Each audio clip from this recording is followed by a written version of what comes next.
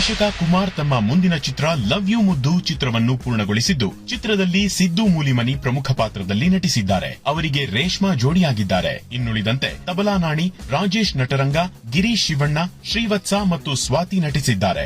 ಬೆಂಗಳೂರು, ಕಾರ್ಕಳ ಮತ್ತು ಇತರ ಸ್ಥಳಗಳಲ್ಲಿ ಚಿತ್ರೀಕರಿಸಲಾದ ಲವ್ ಯು ಮುದ್ದು ರೊಮ್ಯಾಂಟಿಕ್ ಮತ್ತು ಮನರಂಜನೆಯ ಹೊಸ ಮಿಶ್ರಣವನ್ನು ತರುತ್ತಿದೆ ಎಂದಿದೆ ಚಿತ್ರತಂಡ.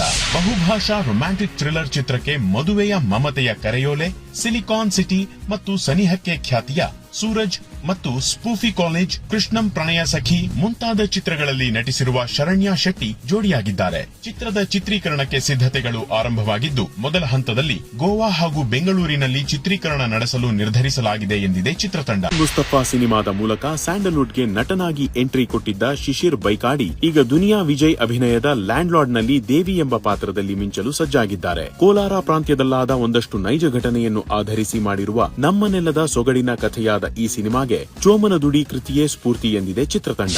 ಮನೋರಂಜನ್ ರವಿಚಂದ್ರನ್ ಅಭಿನಯದ 5ನೇ ಸಿನಿಮಾದ ಚಿತ್ರೀಕರಣ ಭರದಿಂದ ಸಾಗಿದ್ದು, ಈ ಚಿತ್ರವನ್ನು ರುದ್ರೇಶ್ ನಿರ್ದೇಶಿಸುತ್ತಿದ್ದಾರೆ. ಈ ಚಿತ್ರದಲ್ಲಿ ಬೃಂದಾ ಆಚಾರ್ಯ ಹಾಗೂ ಅನುಷಾ ರೈ ನಾಯಕಿಯರಾಗಿದ್ದು, ನಟ ಮನೋರಂಜನ್ 2 ವಿಭಿನ್ನ ಶೇಡ್ಗಳಲ್ಲಿ ಕಾಣಿಸಿಕೊಳ್ಳಲಿದ್ದಾರೆ. ನೈಜ ಘಟನೆಯನ್ನು ಆಧರಿಸಿ ಮಾಡಿರುವ ಈ ರೋಡ್ ಥ್ರಿಲ್ಲರ್ ಚಿತ್ರದಲ್ಲಿ ಬಾದಾಮಿಯಿಂದ ಬೆಂಗಳೂರಿಗೆ ಬರುವ ದಾರಿಯಲ್ಲಿ ನಡೆಯುವ ಕತೆ ಇದಾಗಿದೆ ಎಂದಿದೆ ಚಿತ್ರತಂಡ.